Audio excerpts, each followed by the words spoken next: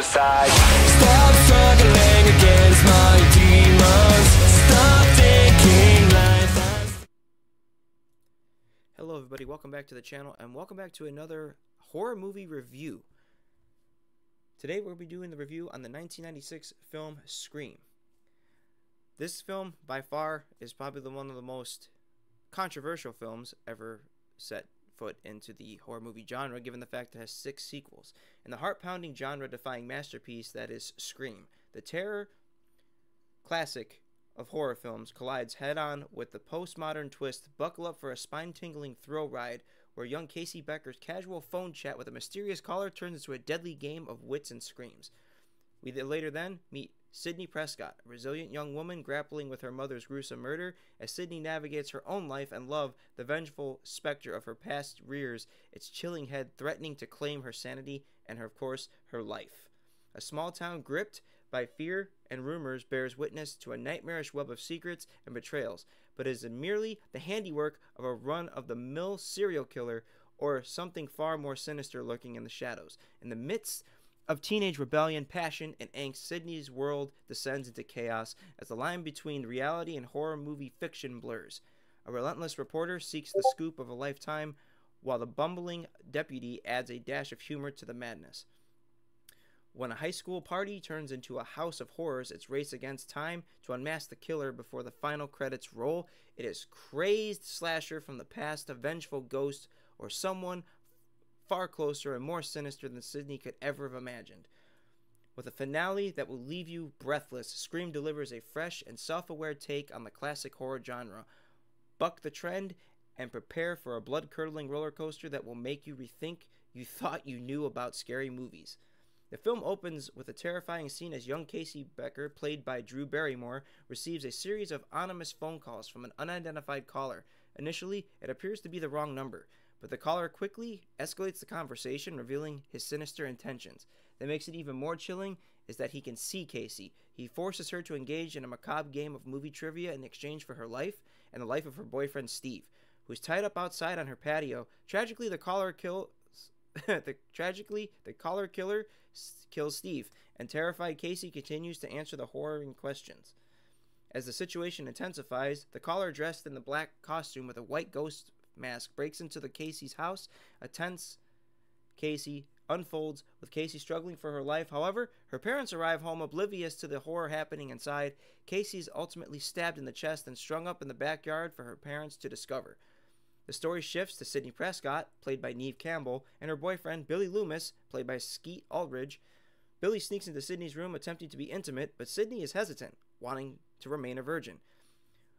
We learn that Sidney's mother was brutally murdered nearly a year ago, and Sidney's testimony led to the conviction of Cotton Weary, played by Liev Schreiber, who maintains his innocence. The news of Casey's murder spreads through the town, leading to a temporary cancellation of school. With her father away on a trip, Sidney decides to stay with her best friend Tatum, played by Rose McGowan. Sidney, Tatum, and Billy hang out with their friends, including Randy, played by Jamie Kennedy, a horror movie enthusiast, and Stu, played by Matthew Lillard, a class clown who used to date Casey. Sidney returns home to wait for Tatum to pick her up, and another sinister phone call terrifies her. She realizes the caller may be responsible for her mother's death. At school, she's threatened in the bathroom, but manages to escape. With a curfew to be placed due to the murders, the friends decide to throw a party. Reporter Gail Weathers, played by Courtney Cox, arrives with her cameraman, hoping to get a statement from Sidney, while Tatum is murdered by the killer in the garage who has infiltrated the party. After a romantic interlude between Sidney and Billy, the killer reemerges, stabbing Billy and beginning to another frantic chase. Dewey, played by David Arquette, the town's deputy, is also injured. Gail, in her news van, crashes while attempting to avoid hitting Sidney. Sidney ends up in the house with Randy and Stu, each accusing the other of being the killer. A surprise twist reveals that Billy and Stu are working together and are the murderers. Billy explains that he is seeking revenge against Sidney's mother for an affair she had with his father, which he blames for his parents' separation. In the shocking turn of events, Stu is killed by Sidney and Billy is shot in the head by Sidney herself. Dewey is revealed to be alive, as is Randy, and all seems well as the chaos subsides.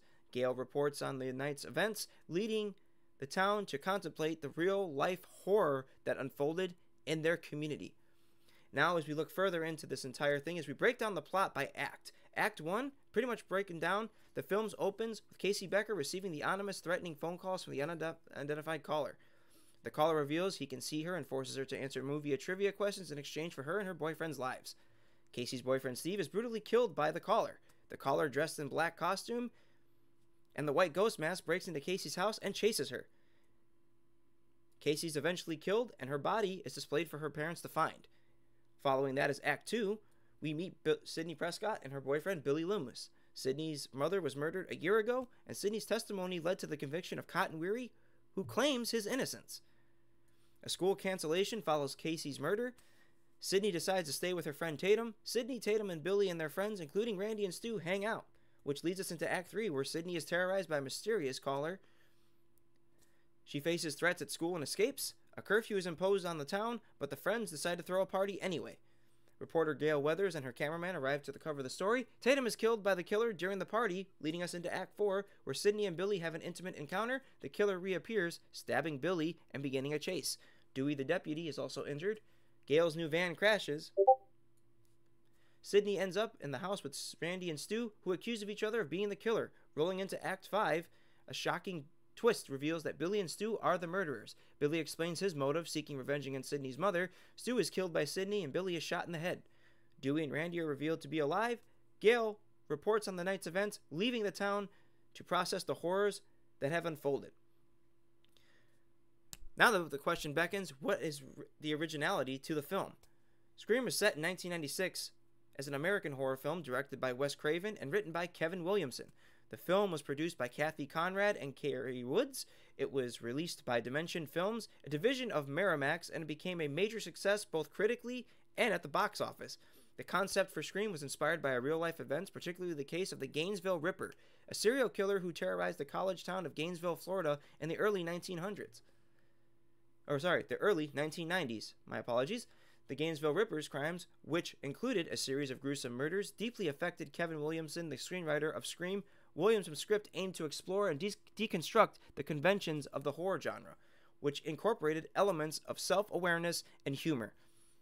The film sought to reinvent and revitalize the slasher genre, which had become somewhat formulaic and cliché by the mid-1990s. Wes Craven, a renowned director known for his work in the horror genre, was chosen to helm the project. His previous work, such as A Nightmare on Elm Street and The Last House on the Left, had made him a respected figure in the horror film industry. The combination of Williamson's clever self-referential script and Craven's direction led to the creation of Scream.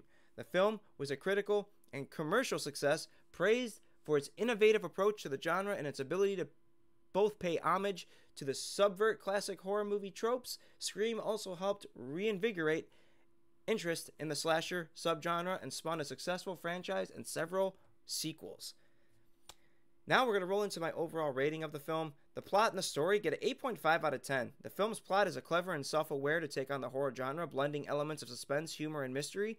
It effectively subverts and pays homage to the classic horror movie tropes while delivering a thrilling narrative. Acting and character development get a 9 out of 10. The cast delivers strong performances with Neve Campbell and ensembles cast bringing depth and authenticity to their characters. The development of Sydney Prescott as a resilient protagonist and the portrayal of the villains are standout elements. Cinematography and direction, 8 out of 10. Wes Craven's direction is skillful, creating tension and suspense throughout. The cinematography effectively captures the atmospheric role of the film's small-town setting and the claustrophobic high-stakes situations. The dialogue and the script get a 9 out of 10 solid. Kevin Williamson's script is sharp, filled with memorable lines, and cleverly deconstructs the horror genre. The dialogue is both witty and chilling, adding depth to the characters and their interactions. Suspense and horror get a classic 9 out of 10. Scream excels in delivering suspense, jump scares, and sense of unease. It masterfully blends humor and horror, keeping the audience on edge while also offering moments of comic relief. Impact and influence, 9.5 out of 10. Scream had a profound impact on the horror genre, revitalizing the slasher subgenre in the 1990s and inspiring numerous imitations and sequels. Its self-aware approach to horror has left a lasting legacy. Overall enjoyment, I enjoyed it. 9 out of 10. Is highly enjoyable and rewatchable film that was successfully balances horror and humor. It keeps viewers engaged and invested in the characters and the mystery. But my overall rating for the film, I'm going to stick to an 8.8 out of 10. Scream is a genre-defining classic that stands the test of time. Its innovative approach to horror, memorable characters, and iconic movements make it the most must-see for fans of the genre and a significant contribution to the world of cinema.